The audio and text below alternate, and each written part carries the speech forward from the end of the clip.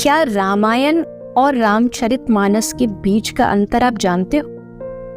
नहीं ना? चलिए जानने की कोशिश करते हैं। रामायण लिखी गई महर्षि वाल्मीकि ऋषि के द्वारा, वही रामचरितमानस को लिखा स्वामी तुलसीदास जी ने।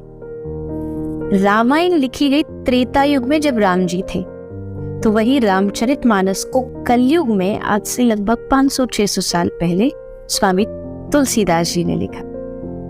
रामायण लिखी गई संस्कृत भाषा में, संस्कृत के श्लोकों में, लेकिन तुलसीदास जी ने जो रामचरितमानस लिखी वो लिखी अवधी भाषा में, बड़ी सरल भाषा जिसमें दोहे चौपाइयों के द्वारा राम कथा को सुनाया गया, जिसको बच्चा बच्चा भी पढ़ सकता है और समझ सकता है।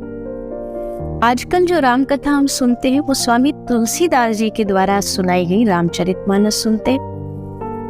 दोनों में एक अंतर ये भी है कि कुछ प्रसंग स्वामी तुलसीदास जी ने जानबूझ करके नहीं कहे, जैसे सीता माता का त्याग, राज अभिषेक करा करके ही स्वामी तुलसीदास जी ने अपने रामचरितमानस को विराम दे दिया। और भी बहुत सारे प्रसंग हैं जो तुलसीदास जी ने नहीं कहे। ये कुछ बेसिक अंतर हैं जो रामायण और रामचरितमानस में। आशा है इससे आपको थोड़ी समझ आई होगी और दोनों ग्रंथों का अंतर आप समझ पाएंगे।